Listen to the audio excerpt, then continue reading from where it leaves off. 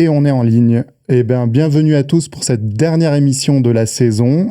Chaque mois, Indexcel vous propose un live interactif animé par des experts pour parler marketing digital, design et branding. Et aujourd'hui, on va parler d'un sujet un peu LinkedIn, puisqu'on est sur LinkedIn en live. On va parler du fait que le reach organique de LinkedIn, donc la portée naturelle des posts, a énormément baissé. Alors, en 2021, elle était de 7%. Ça veut dire que quand vous publiez une information sur LinkedIn, vous touchez potentiellement que 7% de votre audience. Et en 2024, ça a encore beaucoup baissé. Alors, pour commencer ce live, on va faire un petit sondage.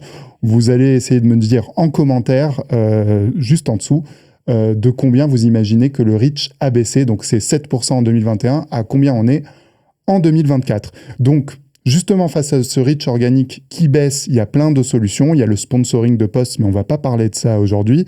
Et c'est parce que ça coûte cher et qu'il y a d'autres techniques. Et on va parler d'advocacy. L'advocacy, c'est le fait de mobiliser des équipes pour qu'elles soient des ambassadeurs sur LinkedIn. Et évidemment, ça demande de la méthodologie, ça demande de la coordination et une véritable mobilisation générale. Donc, on parle d'employés advocacy, on parle de leaders advocacy également. Et pour traiter ce sujet, après cette longue introduction, je vous présente Hélène. Hélène, est-ce que tu peux nous présenter ton parcours, ce que tu fais? Et à la fin de cette présentation, je vous donnerai la réponse sur le petit sondage sur le reach. Bonjour à tous. Écoutez, je suis Hélène Leray. Je suis experte en influence sociale et j'accompagne les entreprises, leurs dirigeants et leurs COMEX dans l'élaboration des meilleurs dispositifs de leaders et d'employés advocacy pour faire rayonner les marques. Parce que je pense que nous sommes tous quelque part des influenceurs. Et après 6 ans en agence de communication à diriger le pôle digital, je me suis lancée en tant qu'indépendante et je collabore donc avec Indexcel sur toutes ces problématiques d'advocacy. Exactement. Et en tout cas, merci d'avoir accepté l'invitation puisque tu portes ce beau sujet de l'advocacy. Alors, je regarde un peu s'il y a eu des réponses. Il y a des gens qui m'ont répondu avec des pourcentages un peu compliqués. Quelqu'un qui m'a dit moins 15%, mais moi, je ne vais pas pouvoir faire le calcul super vite. Donc, je vais vous donner la réponse tout de suite. On était à 7% en 2021. Aujourd'hui, on n'est plus qu'à 2%. On n'est plus qu'à 2% de reach organique, c'est-à-dire que quand vous publiez sur une page entreprise sur LinkedIn, vous ne touchez que potentiellement en moyenne, que 2% de votre audience, ce qui est minuscule. Et donc, l'idée, c'est de parler de ces programmes d'advocacy qui peuvent être une parade super importante et super efficace pour pouvoir toucher énormément de monde et augmenter la notoriété des entreprises. Alors juste, rappel, restez bien connectés jusqu'à la fin du live, puisque, comme d'habitude, petite tradition de Indexpresso, c'est que vous recevrez un petit contenu à télécharger. Je vous en dis plus en fin d'émission. Alors, pour commencer, pour cadrer un peu le sujet, comment tu définirais l'advocacy? Parce qu'on parle d'employés advocacy, on parle de leaders advocacy, on parle d'advocacy en général. Est-ce que tu peux mettre de l'ordre? Alors, l'advocacy en général, c'est tout simplement le développement de réseaux d'ambassadeurs d'une marque. Ouais. Donc, ça consiste à inciter en fait des clients ou des équipes, et on parle alors d'employés advocacy, à promouvoir une marque, une entreprise, une expérience client sur les réseaux sociaux, grâce à des programmes en fait de sensibilisation qui sont destinés à les mobiliser ou les sensibiliser. En complément en fait de l'employé advocacy, il y a ce qu'on appelle la leader advocacy. Et ici, le principe, c'est exactement le même que pour l'employé advocacy, mais ça s'adresse uniquement aux PDG, aux DG, aux C-members de COMEX ou de Codière. Et là où c'est intéressant avec ce type de profil, c'est qu'ils disposent souvent d'un plus large réseau que les salariés. On a quand même souvent des surprises. Et ils sont donc très suivis, ce qui permet de toucher une audience supplémentaire, tout à fait. Et en plus, ils sont souvent perçus comme plus légitimes pour diffuser les messages de l'entreprise. Quelque chose que j'ai peut-être pas précisé au début, c'est que effectivement le reach sur les pages a énormément diminué, les pages entreprises sur LinkedIn. Aujourd'hui, le reach des publications qui sont postées par des individus sur LinkedIn, donc des pages de profil, est beaucoup plus important. Et forcément, LinkedIn, il met toute sa valeur là-dedans, en fait. C'est beaucoup plus engageant quand une personne prend la parole plutôt qu'une entreprise, et on a plus envie de liker. D'ailleurs, là-dessus, est-ce que tu peux nous donner quelques chiffres sur l'advocacy ? Tout à fait. Pour rejoindre, en fait, ce que tu dis, en fait, 3% des employés qui partagent du contenu sur les réseaux, en fait, génèrent 30% de l'engagement autour d'une entreprise. Ouais, ce qui est énorme. Voilà. En fait, un message diffusé par un employé a jusqu'à 20 fois plus d'impact que quand c'est la marque qui en fait la promotion. Parce que, en fait, ça marche beaucoup mieux quand ce sont des promoteurs humains. Que ce soit des clients, des employés, mais aussi des fournisseurs, des distributeurs. En fait, voilà, ton réseau d'ambassadeurs. Parce qu'en fait, un contenu qui est partagé par des employés obtient 8 fois plus d'engagement. Ce qui est énorme, en fait, en termes de likes, de partages et de commentaires que les contenus qui sont partagés par la marque. Et moi, j'ai vu souvent des absurdités, c'est-à-dire qu'on voit beaucoup des services com qui vont se fatiguer à produire des contenus pour une page entreprise, alors que en organique, je ne parle pas de sponsoring, et qui vont se fatiguer à essayer de générer de la notoriété via la page entreprise, alors qu'à côté, on a le patron de l'entreprise qui va avoir plus de 10 000 contacts, alors que la page entreprise, elle en a beaucoup moins, et qui ne communique pas du tout, alors qu'il y a un gisement de notoriété de son côté à lui qui est énorme. Et là, on parle d'un seul individu. Alors, j'imagine qu'une équipe, c'est beaucoup plus fort, quoi. Il suffit de faire de l'acculturation pour inviter tout le monde à participer à ces programmes d'employés advocacy. Ouais. Juste, n'hésitez pas à nous interrompre, bien sûr, et à nous poser des questions en direct. Je vois qu'il y a des gens qui commentent, c'est super. Mais n'hésitez pas à nous poser des questions, on y répondra, on likera, on partagera, évidemment. On est là pour ça. Alors, on a cadré un peu le sujet, Hélène. On va parler méthodologie maintenant. Quelle méthodologie tu mettrais en place pour mettre en place efficacement cette démarche d'advocacy au sein d'une entreprise ? Alors, en fait, il faut que ce soit un dispositif gagnant-gagnant. À la fois pour l'entreprise, qui va pouvoir, en fait, grâce à ce programme, développer sa notoriété, travailler sa réputation, attirer des nouveaux clients, mais aussi des candidats, ça c'est important, et aussi d'améliorer l'engagement autour de ses communications, et pour les collaborateurs, parce que ça va les aider finalement à mieux travailler leur personal branding. Alors souvent, les entreprises sont un petit peu réticentes en disant « moi j'ai pas tellement envie que… » Ils vont se faire piquer par d'autres entreprises. Voilà, c'est ça. Mais alors, oui, ça peut arriver. Ouais, mais ça peut arriver sans ça aussi. Surtout, ce que ça va faire… c'est que ça va travailler la reconnaissance de votre collaborateur, et un collaborateur qui se sent bien dans une entreprise, il a plus envie de rester. Donc ça, le fait que ce soit gagnant-gagnant, c'est vraiment très important. Il faut que les participants à ce programme, ils aient envie de le faire déjà, et qu'ils soient prêts à passer environ 15 minutes par jour sur LinkedIn pour mettre à jour leur profil, pour réagir aux commentaires qui pourraient être postés par leurs collègues, par leur réseau, par les autres ambassadeurs de ce programme, poster, entretenir leur réseau et puis entrer en contact avec les bonnes personnes. D'ailleurs, quand on dit 5 à 15 minutes par jour sur LinkedIn, effectivement, c'est faible au final, c'est pas super longtemps. Oui. Mais quand on est pris dans le quotidien, ça peut être très compliqué à caser quelque part.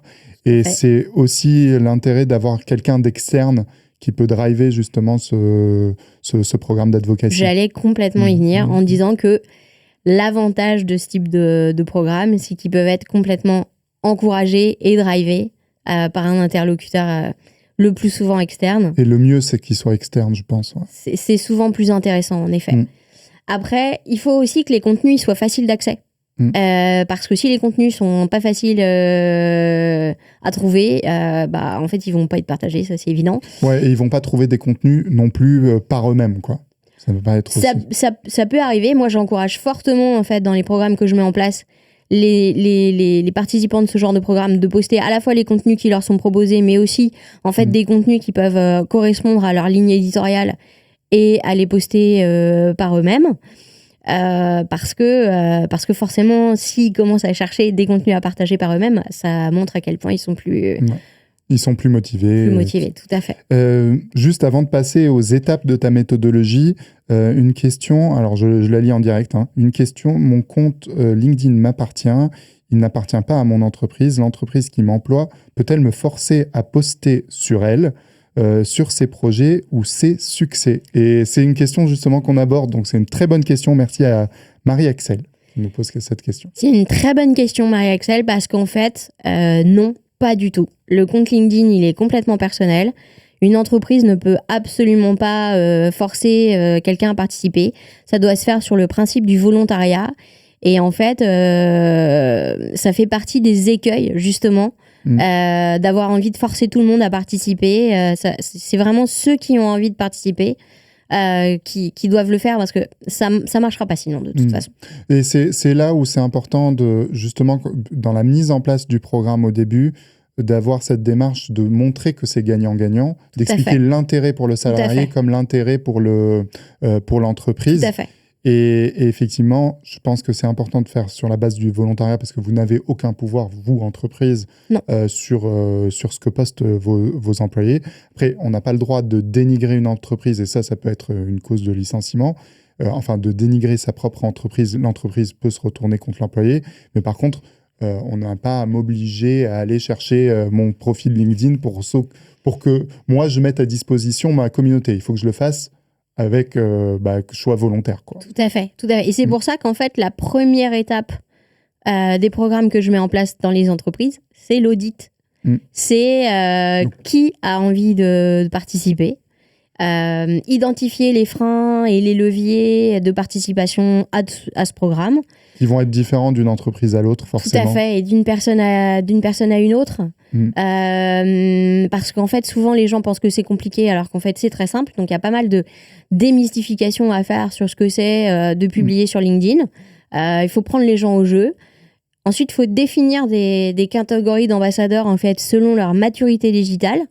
La portée et l'implication qu'ils sont prêts à y mettre. Toujours dans cette phase d'audit. Alors, tout à fait. Juste pour replacer ce que tu dis par rapport à la méthodologie, en fait, on va avoir deux phases. Une phase de définition du programme. Il y a 5 étapes qu'on est en train de décrire. On est sur l'audit qui est l'étape 1. Et il va y avoir une deuxième phase qui est la vie du programme lui-même, qu'on va vous décrire également. Donc on revient, excuse-moi, je t'ai coupé, mais on revient sur l'étape 1. Donc du coup, sur cet audit, les catégories d'ambassadeurs, tu parlais du choix des catégories d'ambassadeurs qui vont participer selon leur maturité digitale, leur implication, etc. Donc on n'oblige personne. Tout à fait, on n'oblige personne. C'est sur le principe du volontariat, je le répète. Et on va voir en fait qui a envie, qui n'a pas envie, pourquoi, comment on peut faire en fait pour diffuser en fait la bonne parole autour de ce programme. Ensuite, on va avoir une deuxième étape que moi j'appelle l'homogénéisation, qui va permettre en fait à l'ensemble des collaborateurs participants de mettre leurs profils sociaux à jour. Et là, en fait, on rentre dans une étape un petit peu de formation, quoi. On est dans une pré-formation, en fait, de vos futurs ambassadeurs. Et là, on va transmettre, en fait, des guidelines, en fait, avec un petit toolkit pour les ambassadeurs. Et dans ce toolkit, en fait, il va y avoir les bonnes pratiques de publication sur chacun des réseaux sociaux. On parle de LinkedIn essentiellement aujourd'hui, mais ça peut être tous les autres. X, Instagram et Facebook.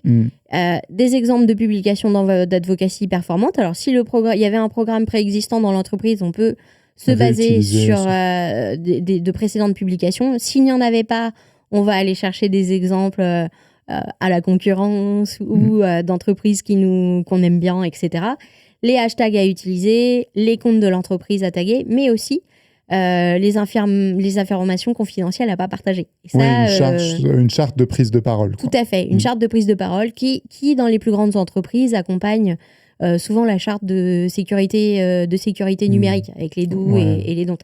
Et en fait, moi, je pense qu'il est hyper important pour cette étape-là de réunir les équipes RH et marketing pour créer ces guidelines, pour que les répercussions puissent se faire sentir sur ces deux pôles. Ça va permettre de mobiliser à la fois le marketing qui va souvent être très très friand de communication, les RH qui vont être peut-être un peu plus prudents, et du coup, en fait, ça va permettre d'avoir des guidelines qui pourront correspondre bien aux deux pôles. Dans cette phase d'homogénéisation, donc aussi un travail sur les profils, c'est ce que tu disais, parce que tu vas avoir des gens avec les mauvaises photos, la mauvaise cover, peut-être le profil LinkedIn tout vide. Donc l'idée, c'est de les passer en experts. En fait, je sais pas si vous avez déjà fait attention sur LinkedIn, vous avez une jauge qui juge votre profil pour vous dire si vous êtes expert, vous êtes modéré, je sais plus quelles sont toutes les étapes. Donc l'idée, c'est de les passer en expert, quoi. Oui, et puis en fait, cette étape-là, en fait, qu'on va travailler vraiment en fait,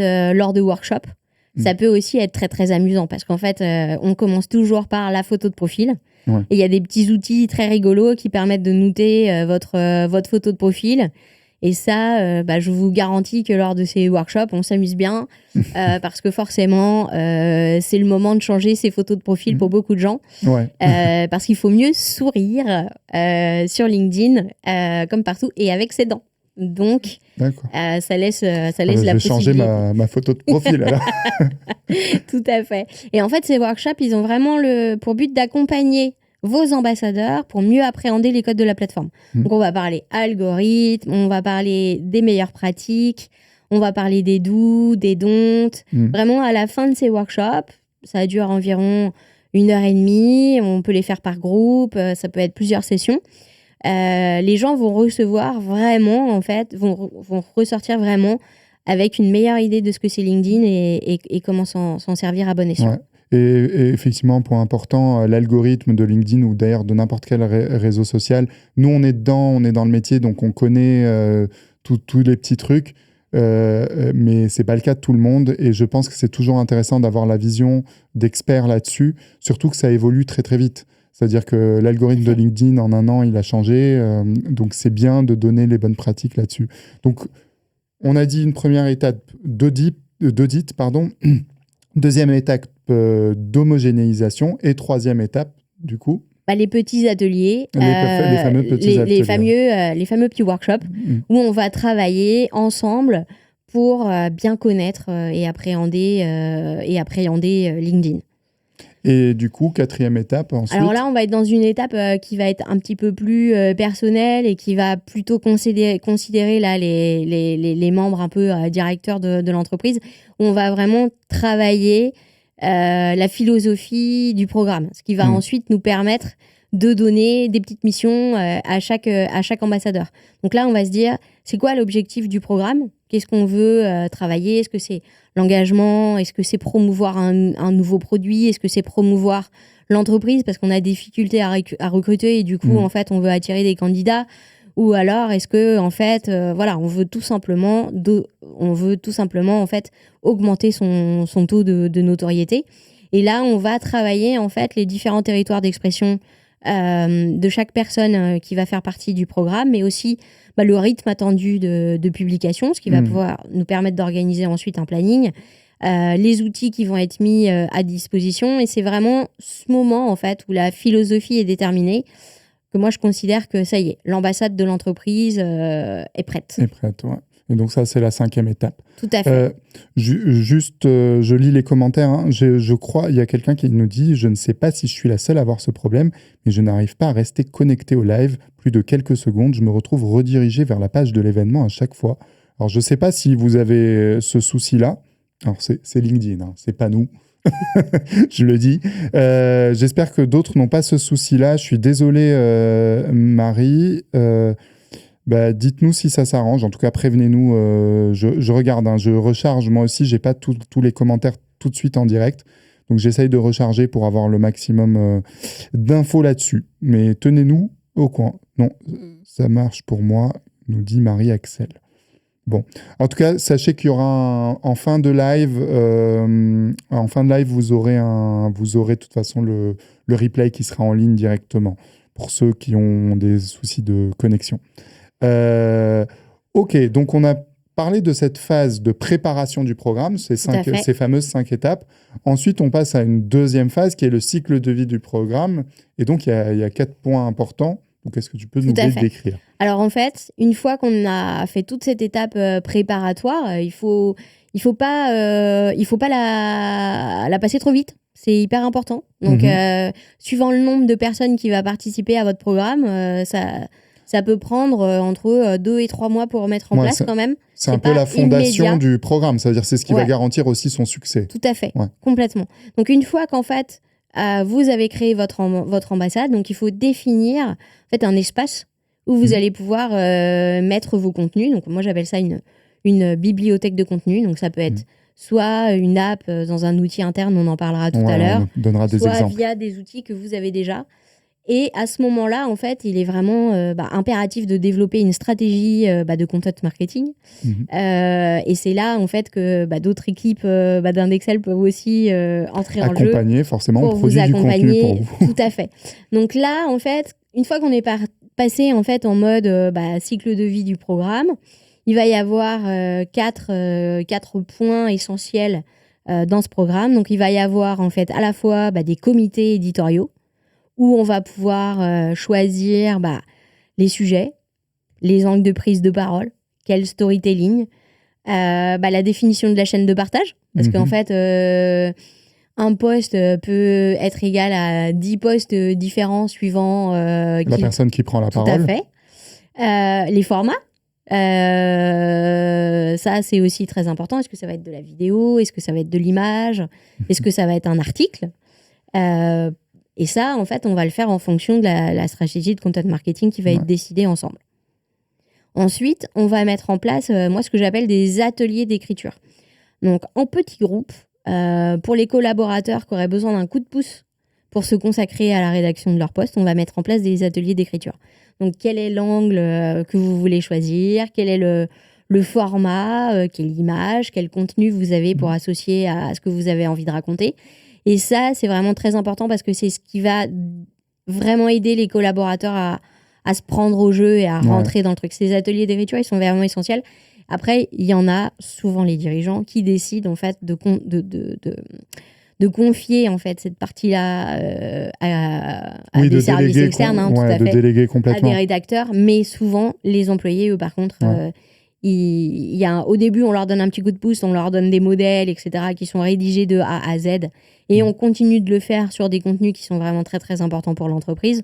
Mais pour que ça marche, il faut vraiment que chacun mette la main à la pâte.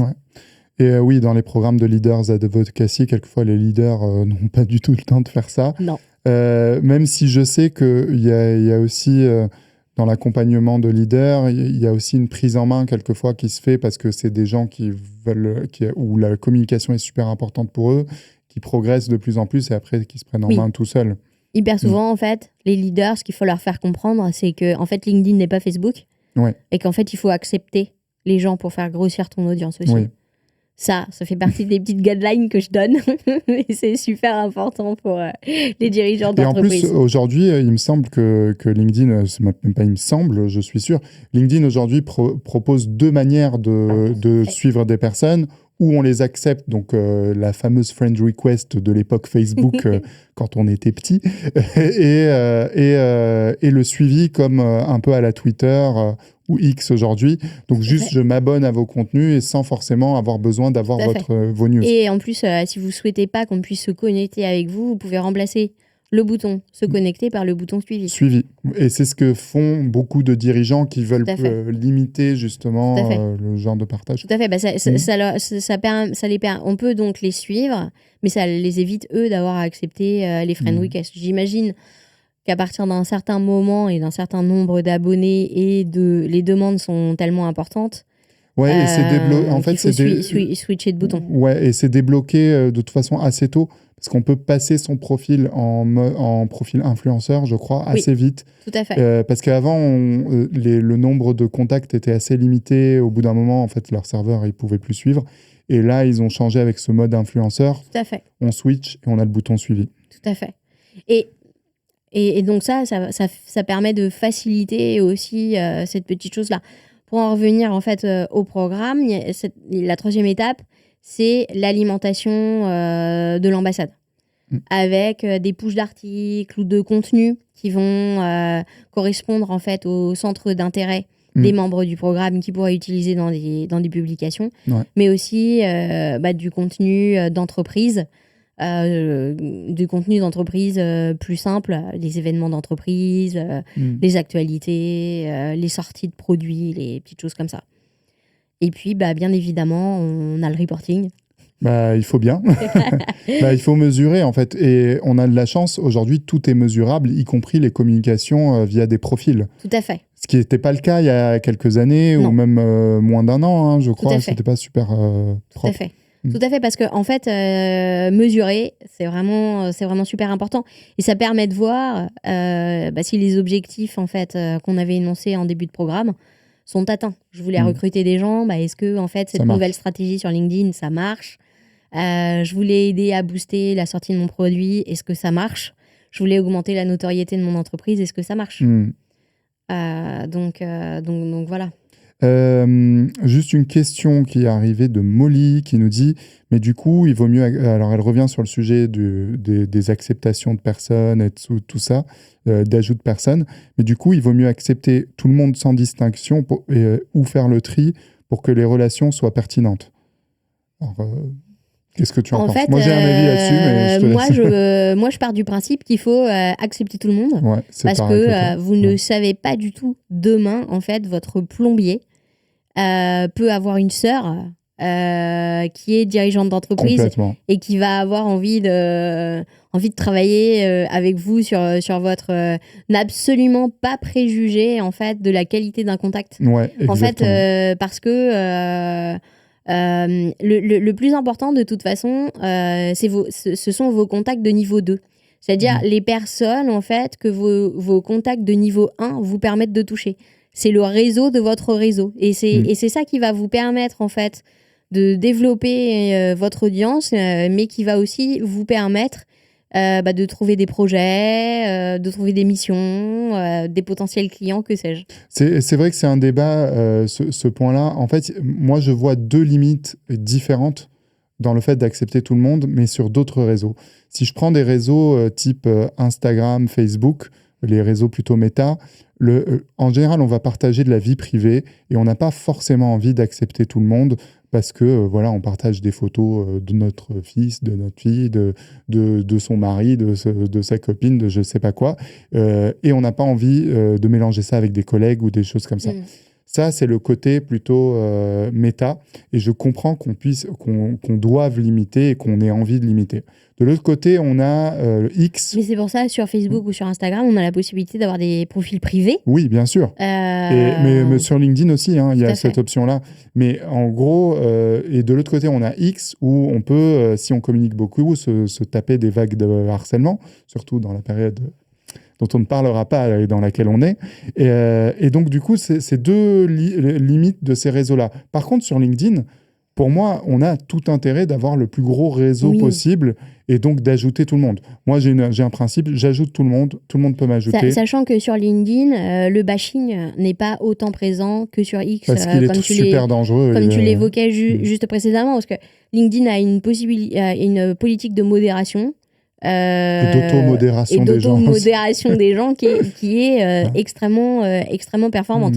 C'est-à-dire que si on publie un contenu qui est un petit peu tendancieux, on peut se faire radier de la plateforme hyper rapidement. Et en plus, on publie exactement sous son vrai nom et c'est sans pseudo. C'est pro, quoi. Ouais, c'est sans pseudo.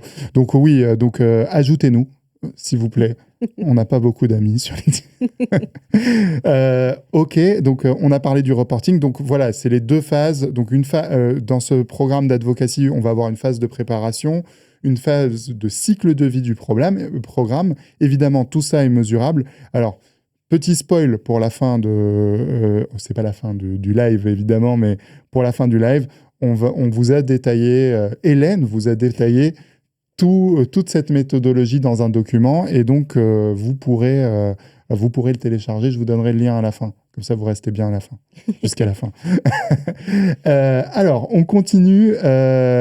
Du coup, est-ce que par rapport à cette mise en place de méthodologie, est-ce qu'il y a des écueils à éviter ? Et oui, il y a des écueils à éviter, forcément. Pour revenir à la question de Marie-Axel qui disait « c'est mon profil, on ne peut pas me forcer », on en a parlé tout à l'heure, mais l'un des premiers écueils, c'est de vouloir forcer la main de ses collaborateurs. On le répète jamais assez, la participation à un programme d'employé advocacy doit être volontaire.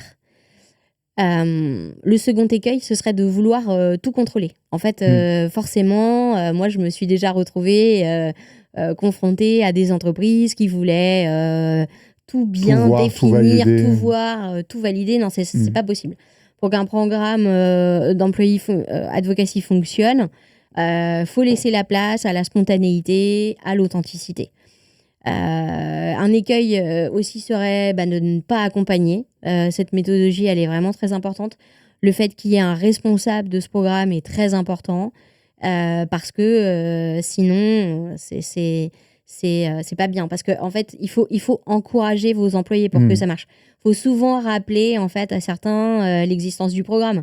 Donc, c'est pour ça que c'est hyper important d'utiliser les réseaux de communication internes, les messageries sur lesquelles vous communiquez. Suivant la taille de l'entreprise, peut-être vous avez des newsletters. Et il ne faut pas y hésiter en fait, à insérer des rappels sur le programme, les guidelines à suivre, le top 5 des publications qui ont le mieux fonctionné.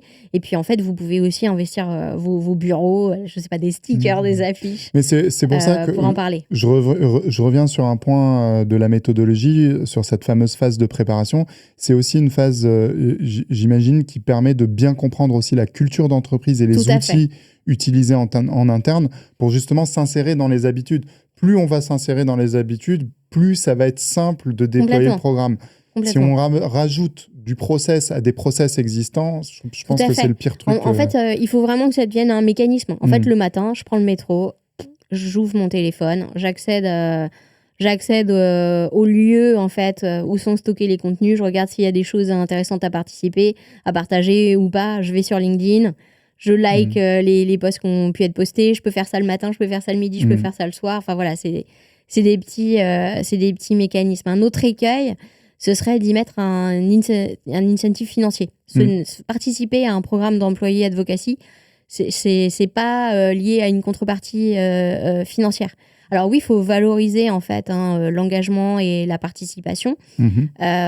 Pour moi, on touche beaucoup plus en fait à la reconnaissance qu'autre chose. Alors ça peut tout à fait être des cadeaux. Quand on préparait l'échange tout à l'heure, tu me disais faire gagner un iPhone. Bon, écoutez, si lors du prochain programme d'employé advocacy, non mais ça peut être ça peut être un truc intéressant parce que ça permet de symboliser en fait la gratification. Faut pas que ce soit ridicule non plus, mais je pense que dans la manière de présenter le programme aussi, le fait de dire qu'ils y gagnent quelque chose parce qu'ils vont apprendre des choses sur LinkedIn et qui vont leur servir au final toute leur vie dans leur carrière, c'est quelque chose qui est déjà un bonus énorme. Le personal branding, c'est vraiment là-dessus qu'il faut mettre l'accent. Donc voilà, pour moi, l'incentive financier, c'est quelque chose à proscrire totalement, parce que dans cette idée de gagnant-gagnant, en fait, le collaborateur, lui, ce qu'il a à y gagner, c'est du personal branding et de la reconnaissance de participation à ce programme. Et là-dessus, même sur des profils plutôt commerciaux qui sont habitués à ce genre de rémunération, tu préconises pas? Non, je préconise absolument pas l'incentive financier. Je sais que ça te titillait. Ouais, non, mais je me disais sur des profils commerciaux, pourquoi pas, mais c'est non, mais après, en fait, les profils commerciaux, s'ils se servent de LinkedIn pour aller chercher du lead, et que en fait, LinkedIn leur permet de générer plus de leads, ils vont forcément...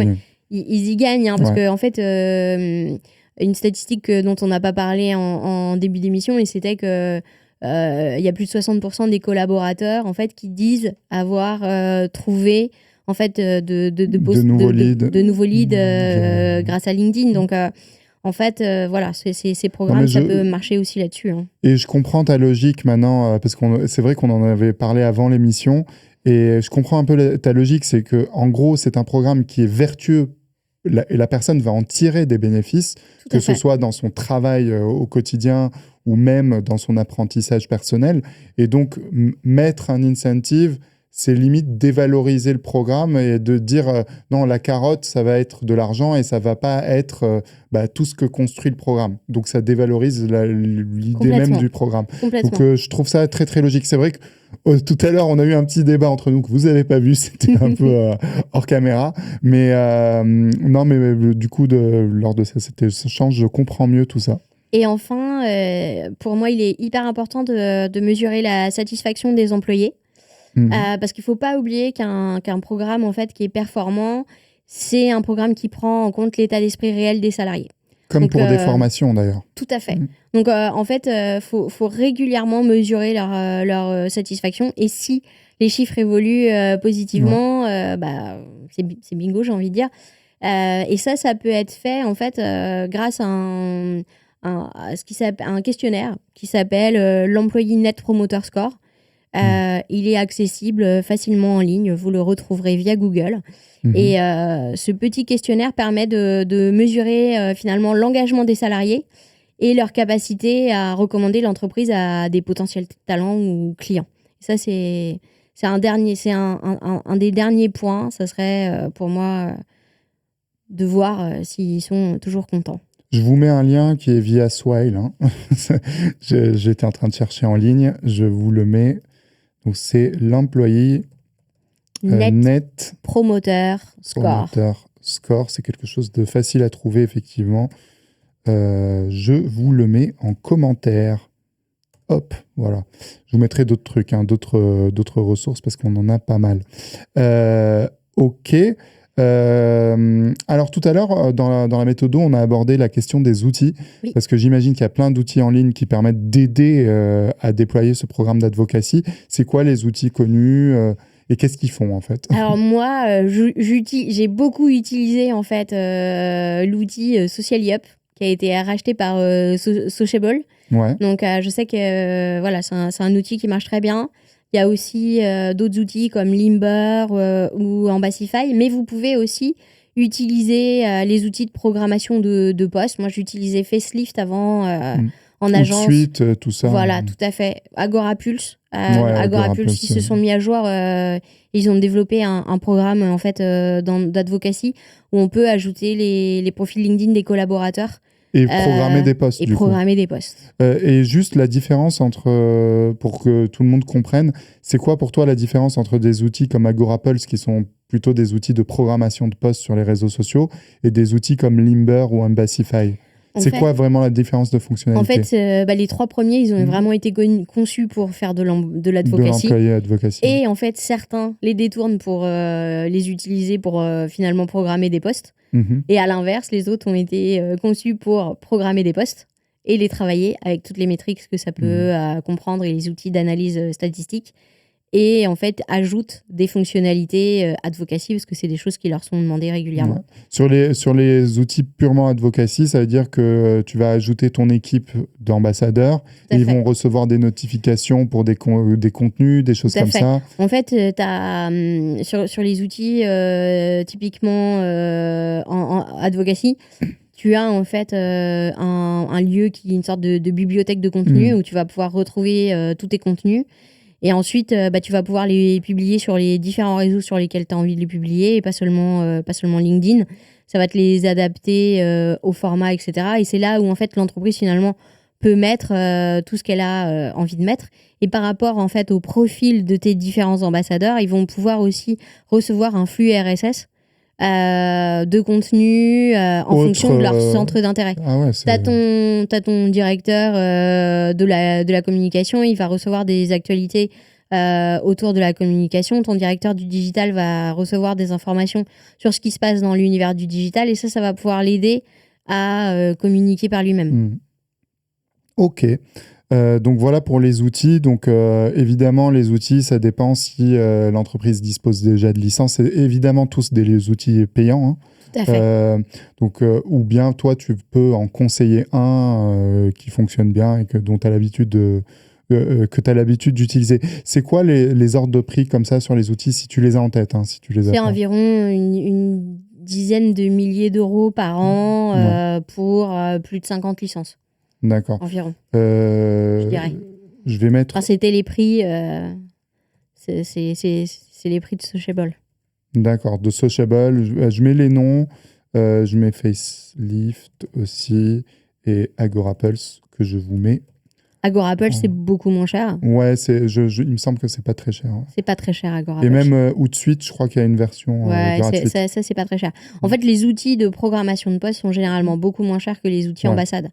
Mais il n'y a pas toute cette agrégation de flux RSS qu'on peut avoir sur les outils d'ambassade qui permettent vraiment d'avoir un fil d'actualité qui est beaucoup plus intéressant sur des domaines divers et variés. Ça peut être sur la bio, ça peut être sur les énergies. Enfin voilà, ça peut être sur énormément de domaines. Et autre sujet, à part les outils dont on a parlé, mais on n'est pas rentré dans le détail, comment tu mesures les performances du dispositif? C'est quoi tes KPIs? Alors, pour moi, il va y avoir des KPI en fait qui vont être sur les participants. Par exemple, leur taux de complétion de leur profil LinkedIn. Est-ce qu'ils ont vraiment joué le jeu à fond et qu'ils ont complété leur profil LinkedIn jusqu'à aller chercher de la recommandation, compléter leurs compétences, etc. Ce qui est une stat classique de, de formation, quoi. Ça veut dire les taux de complétion, c'est ce qu'on... Je vous ai expliqué comment faire. Est-ce que vous l'avez bien... Vous l'avez fait? Voilà. Est-ce que finalement, en fait, à force de publier, leur nombre d'abonnés augmente? Ouais.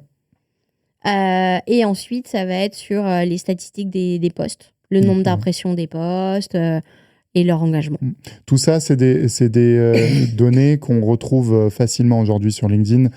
Sous tous les posts, vous pouvez voir le type d'entreprise que vous touchez, le nombre d'impressions, le nombre de clics. Tout à fait. Ce qui n'était pas le cas avant. Donc ça, je vous invite à l'utiliser quand vous postez sur LinkedIn. C'est vraiment bien.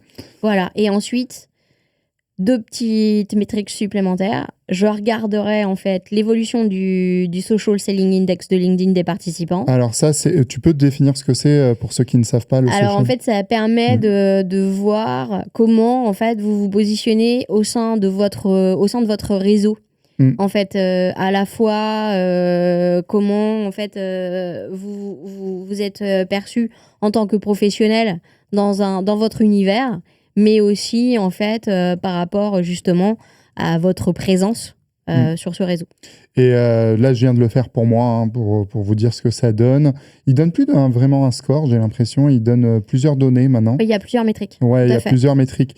Je suis dans le top 18% du secteur, ce qui est super gratifiant pour moi, c'est génial. Je suis dans le top 30% des classements réseau, voilà, c'est ce qu'il me dit. Pardon. Et après, il rentre dans le détail de les facteurs qui peuvent faire évoluer mon score et où est-ce que j'en suis avec des jauges sur construire sa marque professionnelle, trouver les bonnes personnes, échanger des informations. Visiblement, j'en échange pas assez en ce moment. Et voilà. Donc, pour ça, il faut vous inscrire dans des groupes, par exemple. Ça, c'est des petites choses qu'on voit lors du workshop. Quels sont les groupes qui peuvent être intéressants pour vous de vous renseigner si vous êtes dans le marketing digital comme moi?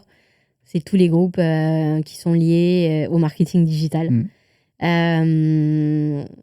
Oui, ça permet d'avoir... Les personnes en fait, qui font partie de votre univers à suivre, notamment les LinkedIn Top Voice, les petites choses comme ça, dans votre univers. Et d'ailleurs, ce qui est drôle, c'est qu'avant, j'ai l'impression qu'ils l'ont fait évoluer depuis la dernière fois où je suis allé voir ça.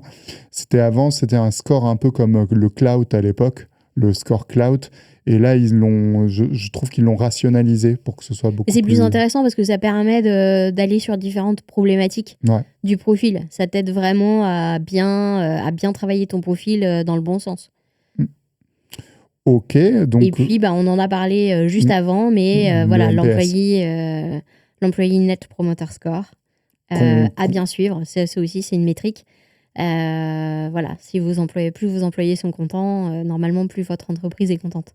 Donc ça, c'est les indicateurs plutôt côté employé. Et donc, on va séparer 2 grands groupes d'indicateurs. Les indicateurs qui leur montrent, eux, qu'ils évoluent, et ça peut être très motivant pour eux, et des indicateurs plus entreprise en termes d'impression et de clics. Et ce qu'on va voir, c'est que, pour revenir au tout début, cette stat que je vous disais sur le reach organique qui baisse, c'est qu'on va voir que les stats via un compte de personnes, ça n'a strictement rien à voir avec un compte entreprise. Ça explose complètement. Mais de toute façon, on voit bien que la métrique partage, en fait, est celle qui devient la plus importante, puisque très récemment, Instagram a cette nouvelle fonctionnalité qui permet de voir en fait, le nombre de partages accessible à tous, ce qui n'était pas le cas avant. Donc, on voit bien que de toute façon, en fait, cette idée en fait, de partage et de communauté élargie, quelque part, est quelque chose qui devient de plus en plus important. Ok, donc on comprend comment on peut mesurer les performances du dispositif. On a une autre question de Jean-Christophe qui nous dit: Où trouve-t-on ces informations sur son compte profil LinkedIn? J'ai zappé quelques secondes, désolé. Alors, pour ce qui est j'imagine que c'est le Social Selling Index, c'est le commentaire juste au-dessus. Jean-Christophe, j'ai mis le lien. Et les informations sur les posts, alors, je ne peux pas projeter mon écran, mais il y a Frédéric qui te dit très bonne intervention, Hélène, merci. Merci Frédéric, je suis très touchée. Alors, je vais aller sur mon compte et faire la manip moi-même. Sur un post. En fait, sous votre post, vous allez pouvoir voir en fait les différentes... voir les statistiques. Tout à fait, vous allez pouvoir voir les statistiques. À gauche, vous aurez en fait les interactions, les petits likes, les petits j'adore, les petits instructifs, les petits drôles, les petits encouragés, etc. Et dessous, vous allez voir les statistiques avec le nombre d'impressions. Donc vous aurez l'engagement, c'est-à-dire les likes, les commentaires et les partages. Et dessous, en fait, vous verrez le nombre d'impressions. Et si vous cliquez en fait sur ce nombre d'impressions, ça va vous donner accès à un tableau plus important de vos métriques, où vous pourrez voir en fait le type de profil qui a interagi avec vos publications, le type d'entreprise, le type de fonction, les choses comme ça. Et 2 points importants, maintenant vous avez la possibilité d'exporter ces statistiques, ce qui peut être pratique pour travailler avec des dashboards évidemment. Et vous avez, je crois, j'ai pas la version payante de LinkedIn pour mon profil à moi, mais en gros, je crois qu'on a plus de stats. Si vous avez LinkedIn Premium, vous avez bien évidemment beaucoup plus de statistiques, puisque vous pouvez savoir exactement, non pas en fait le type de personne et l'univers dans lequel elles évoluent, mais le nom, le prénom, le nom de l'entreprise également. Ouais. Ok, j'espère qu'on a répondu à la question de Jean-Christophe. J'en viens à ma dernière question sur des exemples. Est-ce que tu as des exemples de programmes? Oui, tout à fait. Moi, j'aime beaucoup citer en fait Starbucks. Parce que je trouve qu'ils ont fait... Parce qu'on a du café, c'est ça. Parce que je trouve qu'ils ont fait quelque chose de très sympa pour leurs employés. Parce qu'ils ont créé un compte en fait spécifique qui s'appelle Starbucks Partner, qui a de très belles statistiques d'abonnés sur Facebook et Instagram. J'aime bien citer Adobe aussi, parce qu'eux, ils ont tout compris sur l'impact de l'employé advocacy. Ils ont un programme, en fait, qui s'appelle le Social Shift d'Adobe. Et en fait, non seulement les employés, ils sont formés à l'utilisation des réseaux sociaux, on en parlait, l'importance de la formation. Ils reçoivent, en fait, tout ce qui est bonne pratique en matière de partage pour devenir les ambassadeurs de la marque. Et en fait, à ce jour, ils ont 30% des salariés qui ont été formés pour participer à ce programme et je trouve que c'est vraiment pas mal. À titre personnel, j'ai travaillé sur l'accompagnement du COMEX de LinkedIn avec une très belle... De LinkedIn les membres du COMEX de Club Med, pardon, Club Med. sur LinkedIn pour les accompagner afin d'avoir une stratégie de chat leadership. Mais aussi, j'ai accompagné Pierrick de Rhône, le président de Biocop, qui a maintenant un très beau profil LinkedIn. Je vous invite à aller le vérifier avec plein d'abonnés. Mais aussi l'entreprise Cuisine Plus sur un programme d'employés advocacy avec le DG, les membres du comité de direction, mais aussi leurs franchisés. Parce qu'on a mis en place avec eux, il y a quelques années maintenant, un programme d'employés advocacy, mais de franchisés. Donc plein de beaux projets. On arrive un peu en fin d'émission et j'ai promis des choses, donc je vais essayer de remplir les promesses. Je vais vous partager la méthodo à télécharger, donc la méthodo d'advocacy. Évidemment, cette méthodo, elle s'adapte en fonction de l'entreprise. Donc, vous pourrez la télécharger, on pourra en parler en nous contactant. Vous pouvez nous contacter pour en parler, évidemment. Donc, je vous mets ça en commentaire tout de suite. Je vais vous mettre d'autres ressources aussi. Donc, méthodo advocacy, hop, la méthodo advocacy ici, avec le lien. Et également, sachez qu'on est dans le studio du passage, que Hélène visite pour la première fois, que tu as beaucoup apprécié, je crois, que vous pouvez louer pour vos émissions. Alors, ça peut être des configurations différentes. Donc, n'hésitez pas à le louer. Je vous mets le lien. C'est un super endroit. On est à côté de la place de la Bastille. pas loin de la Très gare de facile Lyon. d'accès, en effet. Exactement. Voilà, pour ceux qui veulent éventuellement le découvrir et le louer pour leurs émissions. Je vais vous mettre aussi quelques articles qu'on a écrits sur notre blog. N'hésitez pas à nous suivre sur le blog où on avait pas mal écrit d'articles sur l'inbound marketing est-il mort, justement suite à cette baisse du reach. Donc je vous mets les liens dans les commentaires également. Je vous en mets un autre. Voilà, sur LinkedIn et les influenceurs, puisque aujourd'hui c'est un vrai outil d'influence. Voilà. Du coup, on arrive en fin de live. Est-ce que je vous ai tout dit ? Est-ce que j'ai rien oublié ? Le replay, il va être dispo d'ici quelques minutes sur LinkedIn et il sera évidemment disponible sur YouTube. Et moi, je vous donne rendez-vous pour un nouvel épisode à la rentrée, sûrement en septembre. On ne sait pas encore quel sujet on abordera, mais on aura sûrement des invités. Donc on va essayer de préparer ça cet été pour vous. Et il ne nous reste plus qu'à vous souhaiter un super bel été à tous. Très bel été, Hélène. Merci. Merci beaucoup. Merci de m'avoir invité. Et écoute, à très bientôt. À bientôt.